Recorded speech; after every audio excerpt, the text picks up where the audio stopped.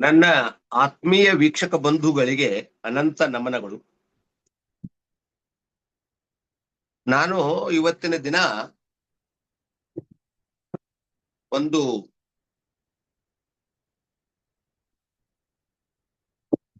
ಬಹಳ ಜನರಿಗೆ ಸರಿಯಾಗಿ ಮಾಹಿತಿ ಇಲ್ಲದೆ ಇರತಕ್ಕಂತಹ ವಿಷಯದ ಮೇಲೆ ಮಾತನಾಡಬೇಕಂತ ಕೂತಿದ್ದೀನಿ. ಈ ವಿಷಯ ಮಾತನಾಡ್ಲಿಕ್ಕೆ ಕನಿಷ್ಠ 1 ಅವರ್ ಬೇಕಾಗ್ಬಹುದು, 1 ಗಂಟೆ ಬೇಕಾಗ್ಬಹುದು. ಬಟ್ ನನಗ 1 ಗಂಟೆ ವಿಡಿಯೋ ಮಾಡಬಾರ್ದು, ಮಾಡಿದ್ರೆ ಜನ ನೋಡಲ್ಲ. ಜನರಿಗೆ ಮ್ಯಾಕ್ಸಿಮಮ್ 15 ನಿಮಿಷ, ಅದಕ್ಕಿಂತ ಹೆಚ್ಚಿಗೆ ನೋಡುವಷ್ಟು ತಾಳ್ಮೆ ಇಲ್ಲ ನಮ್ಮ ಜನರಿಗೆ ಇವತ್ತಿನ ದಿನ. ಯಾಕಂದ್ರೆ ಇದು ಬಹಳ ಫಾಸ್ಟ್ ವೇಗದಲ್ಲಿ ಚಲಿಸ್ತಾ ಇತ್ತು. ಇಷ್ಟೆಲ್ಲದ್ರಾಗ ನೋಡ್ರಿ, ನೀವು ಟೆಸ್ಟ್ ಇವತ್ತಿನ ದಿವಸ ನೋಡುವಷ್ಟು ತಾಳ್ಮೆ ಇಲ್ಲ 4-5 ದಿವಸ ಕುತ್ಕೊಂಡು. ಆದ್ರೆ 2020 ನೋಡ್ಲಿಕ್ಕೆ ಬಹಳ ಇಷ್ಟ. ಇನ್ನು ಮುಂದಿನ ದಿನಮಾನಗಳಲ್ಲಿ 15 ಓವರ್ ಮ್ಯಾಚು ಅಥವಾ 10 ಓವರ್ ಮ್ಯಾಚ್ ಬಂದ್ರೂ ಬರಬಹುದು. ನಾನೇನ್ ಹೇಳ್ತೀನಿ ಅಂದ್ರ, ನಮಗ ಆಳವಾಗಿ ಅಧ್ಯಯನ ಮಾಡುವಂತಹ ತಾಳ್ಮೆ ಉಳಿದಿಲ್ಲ ಇವತ್ತಿನ ದಿವಸ. ಆದ್ರೂ ಅಧ್ಯಯನ ಮಾಡುವವರ ಸಂಖ್ಯೆ ಇದ್ದೇ ಇರ್ತದ. ಅಧ್ಯಯನಶೀಲ ವ್ಯಕ್ತಿಗಳು ಈ ಪ್ರಪಂಚದಲ್ಲಿ ಇದ್ದೇ ಇರ್ತಾರೆ. ಸಮ್ ಪರ್ಸೆಂಟೇಜ್ 1-3% ಜನ ಅಧ್ಯಯನಶೀಲ ವ್ಯಕ್ತಿಗಳು ಇರ್ತಾರೆ. ಅವರು ಬಹಳ ಆಳವಾದ ಅಧ್ಯಯನವನ್ನ ಮಾಡಿ, ಸತ್ಯ ಶೋಧವನ್ನ ಮಾಡಿ, ಸತ್ಯದ ಮೇಲೆ ಬದುಕು ಮಾಡ್ತಾ ಇರ್ತಾರೆ.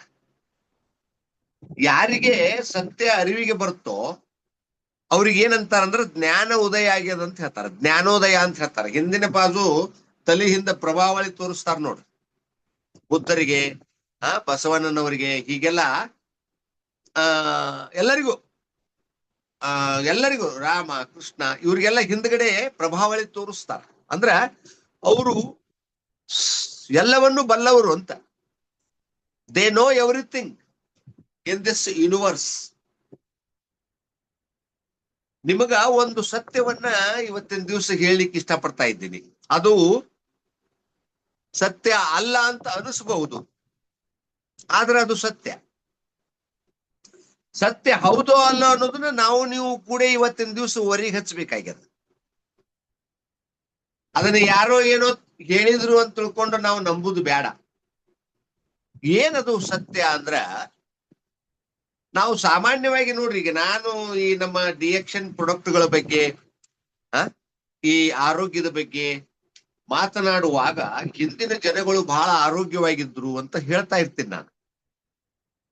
ಎಲ್ಲರೂ ಬಹಳ ಜನ ಹಂಗ ಹೇಳ್ತೀವಿ ನಾವು, ನಮ್ಮ ಮುತ್ಯಗಳೆಲ್ಲ ಬಹಳ ಆರಾಮಿದ್ರಿ, ಅವರೆಲ್ಲ ಅಗ್ದಿ ಅಲ್ಕಲೈನ್ ವಾಟರ್ ಕುಡಿತಿದ್ರು, ಪರಿಶುದ್ಧವಾದ ನೀರು ಕುಡಿತಿದ್ರು, ಕಲಬೆರಕೆ ರಹಿತ ಮತ್ತು ಕೆಮಿಕಲ್ ರಹಿತ ಆಹಾರ ಊಟ ಮಾಡ್ತಿದ್ರು, ಬಹಳ ಆರಾಮಿದ್ರಿ ಅವರು, ಸಾಯುತ್ತನ ಅವ್ರು ದವಾಖಾನಿನ ನೋಡ್ಲಿಲ್ರಿ ಅಂತ ಹೇಳ್ತಾರ. ನಾವು ಹೇಳ್ತೀವಿ, ಹೇಳ್ಕೊತ ಬಂದೀವಿ.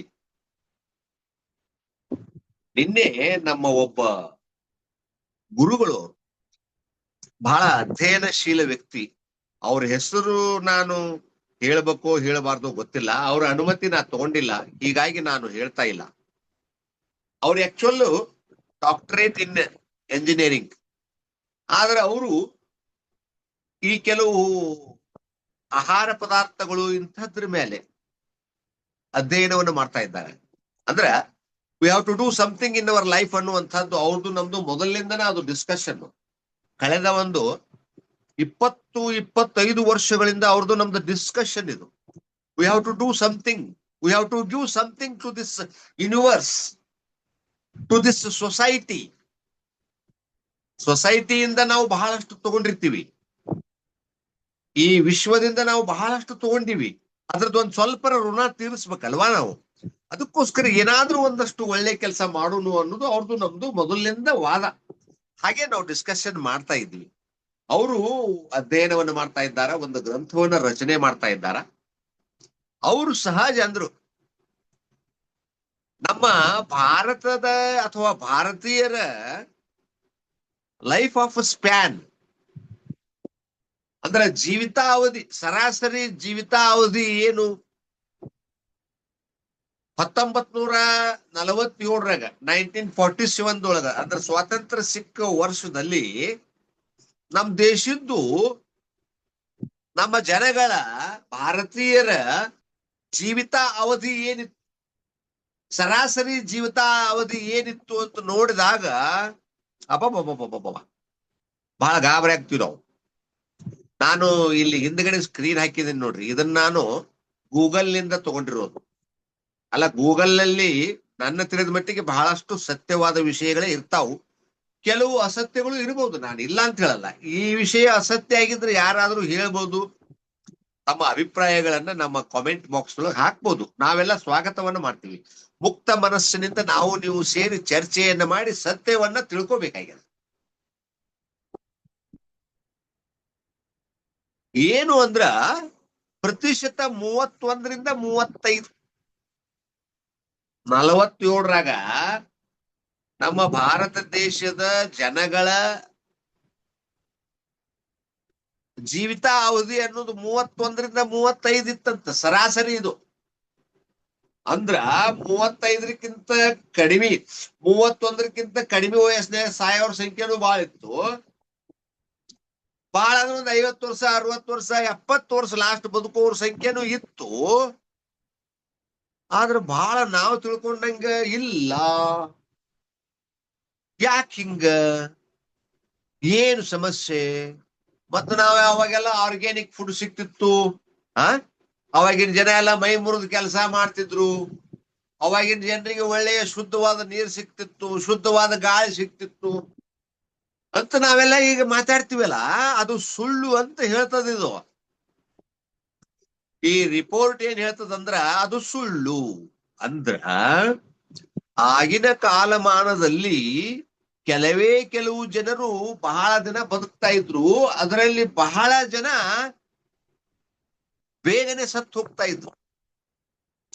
ಉದಾಹರಣೆಗೆ, ಒಬ್ಬ ದಂಪತಿಗಳಿಗೆ 10 ಮಂದಿ ಮಕ್ಕಳಾದ್ರಂದ್ರ ಅದ್ರಾಗ 2-3 ಜನ ಅಷ್ಟೇ ಉಳಿತಿದ್ರು. 6-7 ಜನ ಕೂಸಿದ್ದಾಗ, ಡೆಲಿವರಿ ಆಗುವಾಗ, ಡೆಲಿವರಿ ಆದ ಕೆಲವು ದಿನಗಳಲ್ಲಿ, ಕೆಲವು ತಿಂಗಳುಗಳಲ್ಲಿ, ಕೆಲವು ವರ್ಷಗಳಲ್ಲಿ ಹೋಗ್ಬಿಟ್ಟಿದ್ವು. ಅಂಥ ಸಂಖ್ಯೆ ಬಾಳ ಇತ್ತವಾಗ. ಆದ್ರ ಅದಕ್ಕ ಆಗಿನ ಜನ ಬಹಳ ಮಕ್ಕಳು ಹಡಿತಿದ್ರು. 10 ಹಡಿಯೋನು ಅದ್ರಾಗ 3-4 ಉಳಿತಾವು ಅಂತ ಪರಿಸ್ಥಿತಿ ಹಂಗಿತ್ತವಾಗ. ಅಂದ್ರ ಏನ್ ಹೇಳ್ತದ ರಿಪೋರ್ಟ್ ಅಂದ್ರ, ಆಗಿನ ಪರಿಸ್ಥಿತಿಯಲ್ಲಿ ವಾತಾವರಣ ಅಷ್ಟೊಂದು ಚೆನ್ನಾಗಿರ್ಲಿಲ್ಲ. ಅವಾಗೆಲ್ಲ ಪ್ಲೇಗು, ಸಿಡುಬು, ಆ ಕಾಯಿಲೆ, ಈ ಕಾಯಿಲೆಗಳು ಬಹಳ ಇದ್ದು. ಮತ್ತ ಅವುಗಳಿಗೆ ವ್ಯಾಕ್ಸಿನ್ಗಳಾಗ್ಲಿ ಅಥವಾ ಹೊಸ ಹೊಸ ಸಂಶೋಧನೆಗಳಾಗ್ಲಿ, ಆವಿಷ್ಕಾರಗಳಾಗ್ಲಿ ಇನ್ನೂ ಆಗಿರ್ಲಿಲ್ಲ ಅವಾಗ. ಅಥವಾ ಆಗಿದ್ರು ಕೂಡ ಅವುಗಳನ್ನ ನಂಬಿ ತಗೊಳ್ಳುವವ್ರ ಸಂಖ್ಯೆ ಬಹಳ ಕಮ್ಮಿ ಇತ್ತು. ನಮಗದು ಬೇಡ್ರಪ್ಪ, ಇಂಜೆಕ್ಷನ್ ಅನ್ನೋ ವರ್ಡ್ ಗೊತ್ತಿರ್ಲಿಲ್ಲ ಅವ್ರಿಗೆ. ನಮಗೆ ಇಂಗ್ಲಿಷ್ ಮಾಡ್ಬೇಡ್ರಪ್ಪ ಅಂತಿದ್ರು ನಮ್ಮ ಅಜ್ಜುಗಳು. ಅವರೆಲ್ಲ ನಾನು ಕೇಳೀನಿ, ಇದೊಂದು 45, 50, 60, 70 ವರ್ಷಗಳ ಹಿಂದ ಅವರು ನಾ ಇಂಗ್ಲಿಷ್ ಮಾಡಿಸ್ಕೊಳ್ಳೋದಲ್ಪ, ನಾನು ಜೀವನದಾಗ ಎಂದೂ ಇಂಗ್ಲಿಷ್ ಮಾಡಿಸ್ಕೊಂಡಿಲ್ಲ ಅಂದ್ರ ಅವರು ಈ ವ್ಯಾಕ್ಸಿನ್ಗಳು ಅವು ಇವು ಏನಾರ ಹಾಕ್ತಿವಿ ಅಂದ್ರ ಹಾಕಿಸ್ಕೊತಿದ್ದಿಲ್ಲ. ಅಲ್ಲ, ಇನ್ನೂ ಅವಾಗ ಹೆಚ್ಚಿನ ಸಂಶೋಧನೆಗಳು ಕೂಡ ಆಗಿರ್ಲಿಲ್ಲ. ಸಂಶೋಧನೆಗಳು ಆಗಿದ್ರು ಕೂಡ ಇವ್ರು ತಗೋತಿದ್ದಿಲ್ಲ. ಬಹಳ ಮಂಡ ಜನ ಅವಾಗ. ಅವನ್ನೆಲ್ಲ ಯಾಕೆ ತಗೊಳ್ದ್ರಿ, ನಮಗ ಅನ್ಯಾಚುರಲ್ ಏನು ಬ್ಯಾಡ್ರಿಪ್ಪ, ಎಷ್ಟು ದಿವಸ ದೇವ್ರು ಇಡ್ತಾನೆ ಇಡ್ಲಿ, ಇದ್ದಷ್ಟು ದಿವಸ ಇರ್ತೀವಿ ಅನ್ನೋ ಭಾವನ. ಹೀಗಾಗಿ ಅವಾಗಿಂದು ಲೈಫ್ ಸ್ಟೈಲು, ಅವಾಗಿನ ವಾತಾವರಣ, ಅವಾಗಿನ ಹವಾಮಾನ ಹಾಗಿತ್ತು ಅಂತ ಹೇಳ್ತಾರೆ. ಬಹುತೇಕ ಅದು ಬ್ರಿಟಿಷರ ಕುತಂತ್ರವೂ ಆಗಿತ್ತೇನೋ, ಅಥವಾ ಬೇರೆ ಇನ್ನುಳಿದ ಕೆಲವು ಜನಾಂಗಗಳ ಕುತಂತ್ರವೂ ಆಗಿತ್ತೇನೋ ಗೊತ್ತಿಲ್ಲ. ಅಂದ್ರೆ ನಮ್ಮ ದೇಶದೊಳಗೆ ಯಾವಾಗಲೂ ಅನಾರೋಗ್ಯ ಅನ್ನೋದು ಇದ್ದೇ ಇರ್ಲಿ, ಜನಗಳು ಹೀಗೆ ರೋಗದಿಂದ ಸಾಯ್ತಾ ಇರ್ಲಿ, ಅಂದ್ರೆ ಜನ ಬಡತನದೊಳಗಿರ್ಲಿ, ಕಷ್ಟದಾಗಿರ್ಲಿ, ಅಂದ್ರೆ ನಾವ್ ಹೇಳಿದ ಮಾತು ಕೇಳ್ತಾರ ಒಂದು ಭಾವನಾನು ಇರ್ಬೋದು. ಅದಕ್ಕ ನಮ್ಮ ದೇಶದಾಗ ಅಷ್ಟ ಅಲ್ಲ, ಪ್ರಪಂಚದ ಬಹುತೇಕ ರಾಷ್ಟ್ರಗಳಲ್ಲಿ ಬರೀ ಸುಳ್ಳು.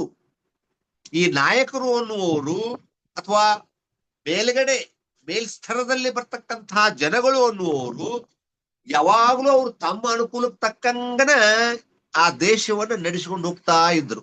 ಈಗೂ ಹೆಚ್ಚು ಕಮ್ಮಿ ಹಂಗೆ ನಡೆದದ. ಮತ್ ಬೇರೆ ಇದು ನಡೆದ ಇರ್ತದ. ದುರ್ಬಲರ ಮೇಲೆ ಈ ಸಬಲರ ದಬ್ಬಾಳಿಕೆ, ಬಡವರ ಮೇಲೆ ಶ್ರೀಮಂತರ ದಬ್ಬಾಳಿಕೆ, ಕರಿಯರ ಮೇಲೆ ಬಿಳಿಯರ ದಬ್ಬಾಳಿಕೆ, ಇದು ಹಿಂಗ ನಡೆದೇ ಇರ್ತದ. ನೋಡ್ತಿರ್ಲಿ ಈಗೆಲ್ಲ ಯುದ್ಧಗಳು ನಡೀತಾವಲ್ಲ. ಅವ ಯಾವನೋ ನಮಗ್ ಬಾಳ ತ್ರಾಸ ಕೊಟ್ಟ ಅಂತ ಹೇಳಿ ಈಗ ನಾವು ಆ ಸಂತತಿಯವರಿಗೆ ತ್ರಾಸ ಕೊಡುದು ಅಲ್ಲ. ಇದೇ ಒಂದ್ ನಮೂನಿ. ಅವ್ರಿಗೆ ನಾವು ತ್ರಾಸ ಕೊಡುದು, ನಾಳೆ ನಮಗ್ ಅವ್ರು ತ್ರಾಸ ಕೊಡ್ತಾರೆ. ಇದೇ ಕೆಲಸ ನೋಡ್ರಿ.